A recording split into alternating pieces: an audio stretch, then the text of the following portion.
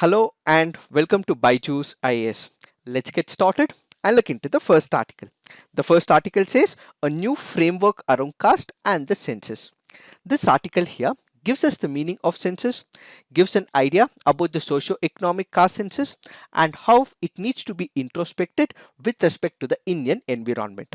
First up, let's understand what is the meaning of census.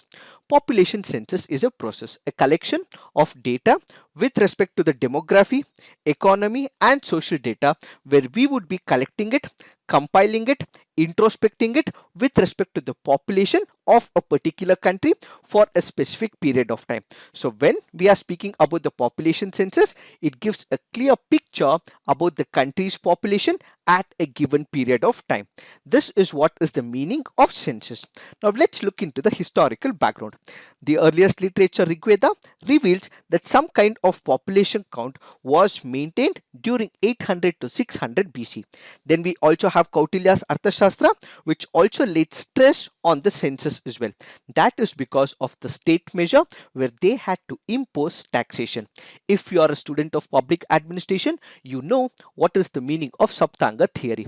As the very name denotes, it is Sapta, which means there are 7 principles, and one of the important principles of Saptanga theory happens to be taxation. How is this taxation done? Through the population census. So people would be identified, population census would be conducted, and the king will impose what is called as taxation. So we did have under Kautilya's Arthashastra what is called a census for the taxation as well. Then we have the Mughal king Akbar, who also has in its administrative report Aini Akbari, which included comprehensive data pertaining to population, industry, wealth and many other characteristics when it comes to his administrative report. This is with respect to the historical data. Now let's look into the modern census as well. The first complete census of an Indian city was conducted in 1830 by Henry Walter in Dhaka. In the year 1866-67, census was undertaken by the actual counting of which in most part of the country, which is known as the census of 1872. The first census of independent India was conducted in the year 1951. The last census was conducted in the year 2011, and the next census, that is in the year 2021, which happens to be this year, will be the 16th census according to the census data. This time, instead of forms, instead of physical copies, what we will have is also mobile application which is being developed as part of the 16th census for India. Also remember, in this particular backdrop, no document will be required to be shown as proof and self-declaration will suffice, says the 16th census, which will be conducted in the year 2021. Now the important question is, how was this census conducted? The primary tool of census operation is the questionnaire that has been developed by the government of India, taking its rich experience from the past. This will also take into picture the changing needs of the country. The government will collect all the necessary details required about the citizens. This will include the name of the person, relationship with the head of the family member, sex, date of birth and age, current marital status, religion, mother tongue, literacy rate are some of the important questions asked under this particular questionnaire. The next question is, who conducts the census? The census is conducted by the Office of Registrar General and the Census Commissioner of India, which is under the administrative control of the Ministry of Home Affairs. Kindly remember, this can be a very important question from your preliminary examination point of view. What is the major act which will help in implementation of the census? We have the Census Act, which was enacted in 1948, which is the major foundation for the implementation of the census. So basically, we have the caste census of 1948, which will provide the scheme of things, duties and responsibilities with respect to the census officers. Why census? What is the importance of census? When we look into the Indian census, this happens to be one of the credible source of information on the demography. The number of people who are present in India, they are categorized and segregated on the basis of age as well. So the government of India will have a clear-cut picture who are the working population, the number of people in this particular bracket, and the government of India would be able to make plans and formulation of policies as well. So with respect to demography, we will have the number of people in India on the basis of religion, on the basis of language, on the basis of urbanization, on the basis of literacy and education as well. So once this clear cut data is given to the state governments and to the central governments, they would be able to introspect, and this introspection will ultimately help in planning and the formulation of policies. So this data can also be used by the industrialists to make sure that they can get the number of people for its employment as well. The census data is also used for the demarcation of constituencies and allocation of representation to the parliament, state legislative assemblies and the local bodies as well. We have the Delimitation Commission of India. It also makes sure that there is constituency which is changed every now and then. How does this work? This is on the basis of population. So this population data will also help in dividing the constituencies and having the representative in that particular region. That is why all this is required when it comes to the population of a particular country. So the census will help in all these advantages building, and we would be in a much better position to direct all these schemes and programs to the people of our country. And at the same time, we also have to look at what is called as the socio-economic caste census. What is the socio-economic caste census? As the very name denotes, it takes into picture the social reality in India, the economic reality in India, and such a census is conducted on the basis of caste. When you look into the normal caste, it is on a general policy. But when you look into the caste, questions are asked as to which caste they belong to. So this will capture the contemporary Indian society, and we would be in a much better position to understand the inequalities in the society prevalent in different castes in India. Why is it important for us to understand the caste census? That is because when it comes to India, we have what is called as the affirmative action. What is this affirmative action, or what is also called as reservation? Because there has been grave injustice that which has been committed in the past, these people are given reservations or action plan so that they can empower themselves and also stand up in the society as well. That is what is called as affirmative action. So how will that state or the government decide it? That is on the basis of census. So who are the people who should be falling in a particular bracket, and who are the people who should be excluded from this particular bracket will be known only with respect to the caste census. Since we do not have this particular data, the reality in the present circumstance will not be reflecting. So what we also require is a particular data, that is the socio-economic caste census was conducted in 2011, but this particular data was not given out by the government of India. This also is because it happens to be an emotive issue when it comes to the caste. Why? Because the government of India did decide that there might be a scenario where this particular caste data can be used by states, political parties to drive what is called as the fissiparous tendencies, or what we also call as son of the soil approach. Why? Because there are certain castes in India which would be able to push the political affiliations, and there will be other minority castes which will be completely excluded from the social schemes and programs as well. This will also solidify and harden the identities, and ultimately few people will be eliminated from the political atmosphere. In order to overcome all these issues, SECC data was not revealed by the government of India. And at the same time, we also have to remember that caste cannot be captured completely. Why is that we will not be able to capture the caste data completely? Let's say, for example, there is a particular caste. There is a questioner who goes to a particular house. He questions the people which caste they belong to. They might be from the same caste, but there might be different pronunciations, there might be spellings which can differ as well. Such is the state that we would not be in a position to get the correct statistics with respect to caste as well.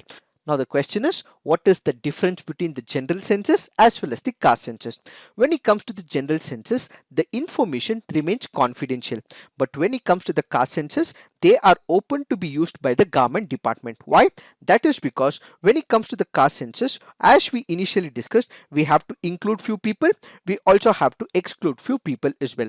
Based on their economic provision, based on the social status in that particular society, the government department would be able to take up this particular data and ultimately include or exclude a particular caste from that particular affirmative action plan. That is why This particular caste census will become very important, says this article. However, we also have to ensure that whenever the caste census in the near future, if it is being conducted, this will have to be integrated to the National Sample Service, National Family Health Service, maternal health benefits as well. And when such benefits are given by the government departments after they have all the data, this should be on the basis of data equality, and this should not have any discriminatory policy, says this article. So going forward, in case the census is conducted in terms of caste census, what we require is that all the discriminatory policies will have to be completely eliminated, and the government will have to make sure that all the exclusionary criteria is completely eliminated, the ghost accounts are completely eliminated, and what is required for effective policy implementation and for the affirmative action, only such initiatives will have to be taken, is what this article all about. So basically, concerns about methodology, relevance, rigor, dissemination, transparency and privacy need to be taken seriously when such an exercise is being conducted, says this article. It is this that we have to understand in reference to this article. Now let's look into the next article. This article says fire warning. What is the context? A major fire broke out in the campus of the pharmaceutical company, which happens to be Serum Institute of India in Pune. Serum Institute of India happens to be the largest vaccine maker in the world by volume, and previously it was able to keep up the track record of maintaining regulatory and quality compliance and industrial standards as well. The Serum Institute of India is also manufacturing the Covishield in the present scenario. This Covishield vaccine is not only being utilized in India, but it is also being exported to major countries of the world under the COVAX initiative. This COVAX initiative is also taken up by the Gavi Alliance. This also has the World Health Organization, where such a vaccine is not only provided to the Indian population, but it is also provided to the people across the world as well. So this COVAX initiative, which is led by World Health Organization, will ensure fair and equitable access to vaccines for each and every participating economy. Now the most important question is, will this have any impact on the production of the Covishield vaccine? The answer to this is a plain no. The company has clearly clarified that this will not have any impact on the production of the Covishield vaccine. But what we have to focus is on issues behind this particular incident.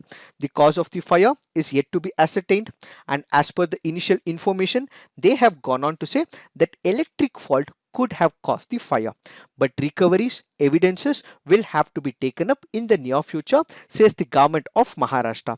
What we also have to focus is, we have to identify in the near future whether this particular fire blaze, was it an accident because of the electric fault, or it was a sabotage taken up by some of the people. Why? Because India currently is what is called as the pharmacy of the world. It is also what is called as the vaccine hub in the present scenario. Why? Because we have been exporting vaccines to Bhutan, Sri Lanka, Brazil, so on and so forth. So we have been exporting vaccines to number of countries as well. So whenever there is such a production of vaccine happens, there can be high vulnerability of cyber attacks or other sophisticated attempts of sabotage as well. Why? Because the enemy countries or people who do not want India to prosper might also have sabotage plans as well. This will ultimately mean India will not get into the limelight, is their perspective. So we should be in a very cautious position that such sabotage plans does not occur when it comes to India. In this particular backdrop, the company has also suffered about 1,000 crore of losses due to devastating fire. Expensive equipment have also been destroyed as well. In order to overcome such issues from happening in the near future, steps will also have to be taken by the company and also by the government of India and the respective state governments as well. What should be happening? So we should be ring fencing vaccine production against all threats. As we initially discussed, there is a possibility of cyber attacks, or they can be sabotaged by the enemies as well. In order to overcome all these issues, what we have to make sure that there is periodic updates and all the security is provided to this particular premises devices as well. Pharmaceutical companies must satisfy the precision, quality and safety standards, and the government will also have to picture in with technology upgrade and also provide security and the safety standards as much as it is being given to the defense as well as the space sector. High standards of fire safety norms will also have to be established and followed. We have the World Health Organization model guidelines for pharma units, which also include site security, automatic fire detection system, mechanical or manual ventilation, sprinkler system, so that in case there is any fire catching that takes place in that particular area, there is automatical reduction of this fire incident is all present under the World Health Organization's model guidance.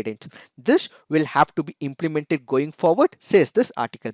Even the creation of new vaccine plants to meet the future needs will have to be taken up by the company as well as by the government of India. So this Pune fire incident clearly goes on to show that lives and reputations depend on full adherence to the good practices established by the regulatory mechanism. In case there is a particular company which has diluted its cost considerations because they wanted to make sure that there is reduction in the cost expenses in the past, are now facing the brunt of it. So going forward, they have to make sure that all the safety standards as prescribed by the government of India or the respective states are followed, is what we have to understand in reference to this article.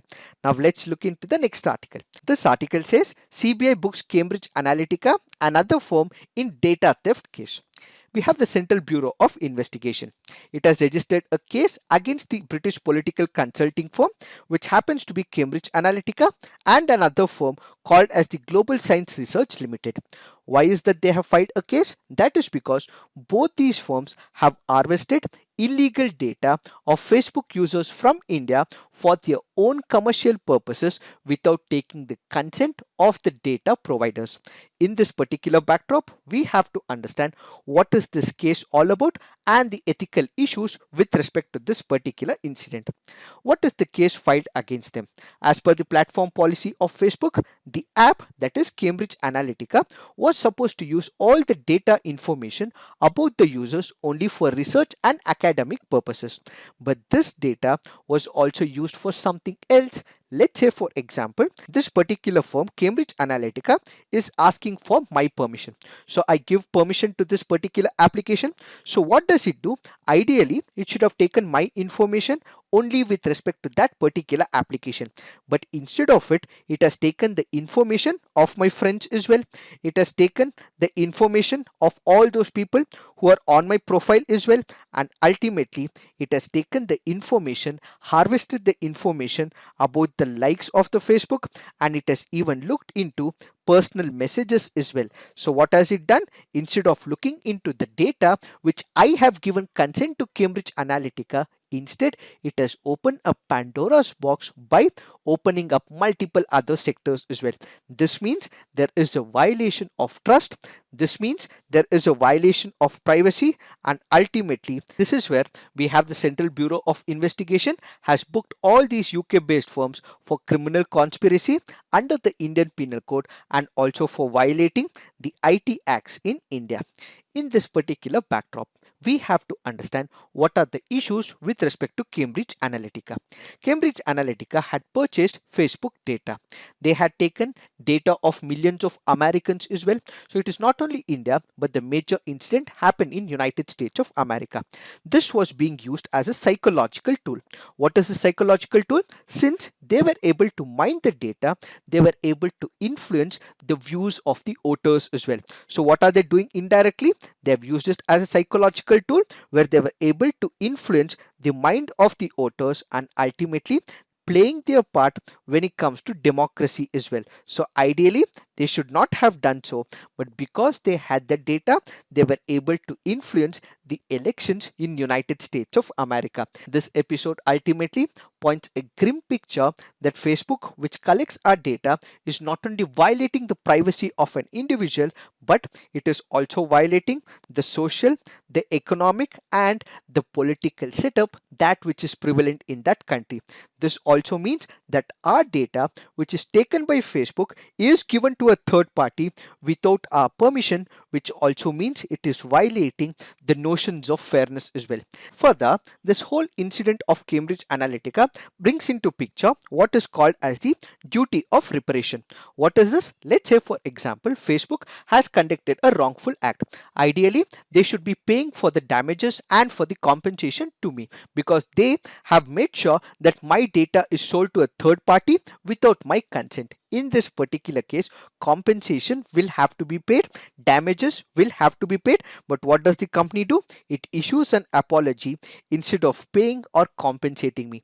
That happens to be a third major issue. The fourth important factor is whenever Facebook is giving our data to a third party, it also means that I cannot ask Facebook to delete it because it has already sold it to another party. I have no direct contact with the another party, so it means that I would not be able to delete my own data, which ultimately means my reputation is at stake, the social identity is at stake. Even if I want to delete a particular data, I cannot delete. Why? Because Facebook has sold this data to a third party whom I do not have a direct contact with. This also leads to what is called as the mosaic effect. What is this mosaic effect? Let me give you an example. Let's say you have fed a particular data. This data is given to Facebook, but Facebook is also using multiple other data as well.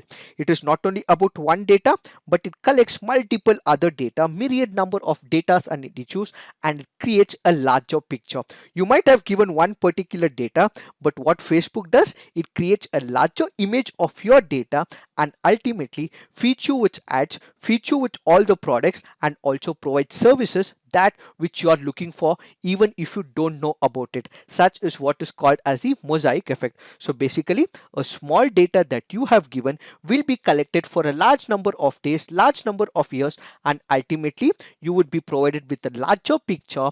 That is what is called as mosaic effect. So the delinked information will be linked together, it will provide a richer profile, and ultimately you would be provided with goods and services as ad pop-ups. This happens to be another ethical issue when it comes to Facebook and Cambridge Analytica. And finally, because of all these issues, companies can also lose their stake as well. They might also lose the trust as well, which is what is happening with respect to Facebook. Recently, they have spoken about WhatsApp as well, throwing up ads and notifications, changing terms and conditions, so people will start losing trust on Facebook, and ultimately their shares and prices will also fall as well. So what is the way forward? When it comes to this particular issue, as we have discussed, we require more cooperation, multi-stakeholder approach. So the research community, the industry, the policy makers, and the citizens who are influenced by the Facebook or any other third party will all have to come together to mitigate all the adverse outcomes. In this particular backdrop, we can look at European Union's law that happens to be the GDPR. So this particular law can be looked into by India. Data protection laws will have to be made stringent, and all those people who are violating it will have to face the brunt of the penal provisions as well. It is this that we have to understand in reference to this article. Now let's look into the next article. This article says yet another mysterious disease in AP village. We have one of the mysterious diseases that has occurred in Western Godavari district of Andhra Pradesh. There were about 25 villagers who are currently fallen ill because of instances of epilepsy, convulsions, giddiness, fever, and other symptoms. What is the root cause of this mysterious disease is yet to be deciphered. Doctors have currently found samples of nickel and lead in the blood samples, but similar incident had also occurred in Elluru in Andhra Pradesh. When you go back to the Elluru incident, doctors had gone on to say that pesticide residues in drinking water was the major cause of concern of outbreak in Elluru. In this particular backdrop, we have to understand the toxicity level with respect to the pesticides or the insecticides. Let me give you a simple example. In the evening, whenever you open the doors, what you have is songs that are sung by the mosquito. In order to stop this singing, what you have is good night coils. In case you haven't seen it, open the good night coil and you will have this particular symbol on the good night coil. That is where you have the toxicity level mentioned as per the insecticide acts. So in case it has a green label, it means it is slightly toxic, and the oral lethal dose mg per kg is more than 5000, and some of the examples include manjoeb, oxyfluorophene, mosquito repellent oils and liquids, and most other household insecticides. Then if it has blue label, it means it is moderately toxic, where the mg per kg is 501 to 5000. This as the examples of malathion, thiram, glyphosate and others. Then we have something called as the yellow label, which means it is highly toxic, which has mg per kg of 51 to 500. Some of the examples include endosulfan, carbaryl, quinalphos and others. And when we look into the red label, it is extremely toxic. It is around 1 to 50 mg per kg, and the examples include monocrotophos, zinc phosphide, ethyl mercury acid and others as well. Why are we discussing this? That is because this can be asked in your preliminary examination, and endosulfan has always been in use, so this can also be asked in your preliminary examination. Most of the cases where endosulfan is seen is in the state of Kerala. This can also lead to number of health effects as well, and people have genetic disorders when it comes to endosulfan. So kindly remember some of the toxicity level when it comes to the pesticides and the insecticides. Now when we get back to the article, what are the administrative measures taken by the administrative personnel? They have ensured that safe drinking water is provided to the people in that particular region, and there has also been a notification which has been released to withdraw all the harmful pesticides from the market. It is this that we have to understand in reference to this article. Now let's look into the mains practice questions. Write a note on importance of census in India. How will the 2021 census be different from the previous ones? Lives and reputations depend on full adherence to safety and good construction practices. Explain the statement in reference to fire accident in Serum Institute of India and suggest preventive measures. So please write all your answers on the comment section, peer review and also come up with some constructive criticism. So this is it for today. Thank you for watching. All the best.